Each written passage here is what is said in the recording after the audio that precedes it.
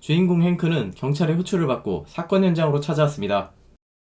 바로 자신의 세 아들이 위성센터에 몰래 들어가고 오토바이로 남의 집 수영장에 뛰어들었다는 겁니다. 그러나 아들인 쇼는 새아빠인 행크를 인정하지 않습니다. 행크 덕에 소년원행을 피했지만 오히려 소년원이 낫다고 말할 정도인데, 행크는 포기하지 않고 어떻게든 아들의 마음을 열고 싶어 합니다. 시작부터 어색한 이 분위기 어쩌니. 그런데 숀이 한창 집중하고 있는 이상한 문서를 발견합니다. 모스보호라고 말하는 행크.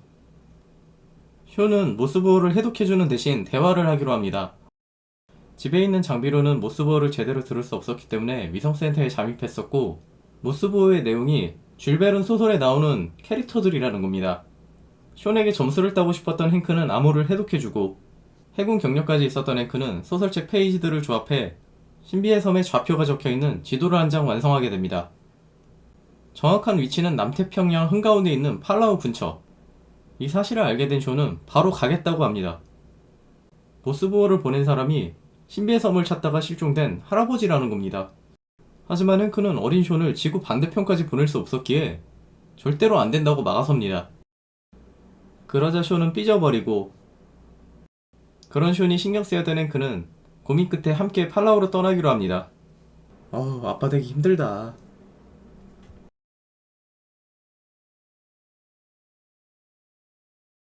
결국 팔라우에 도착했지만 섬까지 가려면 배를 타야 하는데 현지인은 위험하다면서 거부합니다. 돈을 아무리 불러도 소용이 없었죠. 그때 돈 냄새를 맡은 가이드 샌디가 다가옵니다. 다른 가이드가 겁내면서 거부했지만 샌디는 완전 거저먹기라면서 오케이 합니다. 그런데 도착해보니 배가 아니라 헬기야. 거기다가 언제 추락해도 이상하지 않은 고물입니다. 안 그래도 헬기에 타는 게 찜찜했는데 자신과 닮은 미인이라며 딸 카일라니를 부릅니다. 그런데 기대도 안 했더니 엄청난 미인입니다. 첫눈에 반한 숀은 이성이 마비되고 고물 헬기가 갑자기 멋져 보입니다.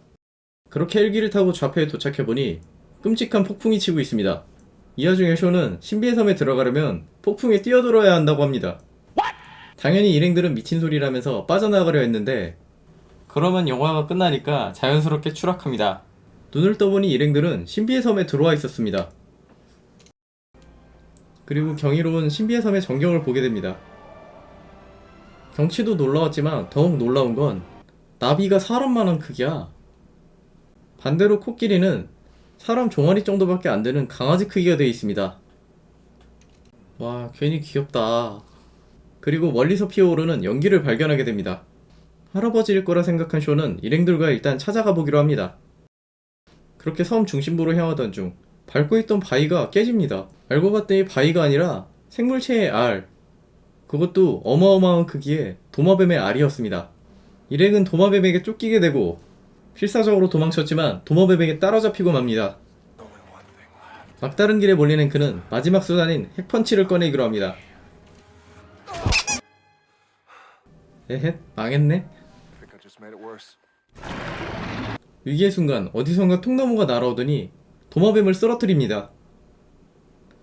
통나무를 날린 주인공은 숀의 할아버지. 위기를 넘긴 일행들은 할아버지의 집에서 하룻밤 쉬게 되고, 다음날 할아버지의 안내를 받아 아틀란티스를 발견하게 됩니다. 할아버지는 30년의 시간을 투자해 이 도시를 발견했는데 140년을 주기로 물에 가라앉았다가 떠오르는 것을 반복하는 지질 현상이 일어나고 있다고 합니다. 그리고 섬을 발견한 공로로 유명인이 되는 꿈에 부풀어 있죠. 그때 행크는 섬의 이변을 눈치챕니다. 건축 일을 했던 행크는 토양 용해 현상으로 2, 3일 내로 섬이 가라앉을 거라는 겁니다. 막막한 상황에서 숀은 책에 등장하는 네모 선장의 노틸로스호를 찾자고 합니다. 다른 탈출 수단이 없었던 일행들은 잠수함을 찾기 위해 길을 떠나는데, 날아오는 화산재가 퉁금입니다. 산 전체가 금덩이로 추정되지만 시간이 없었기에 아쉬움을 뒤로 한 채 일행은 길을 서두릅니다. 그런데 이번엔 그냥은 올라갈 엄두도 안 나는 거대한 산이 가로막고 있습니다. 그러자 할아버지는 꿀벌을 타고,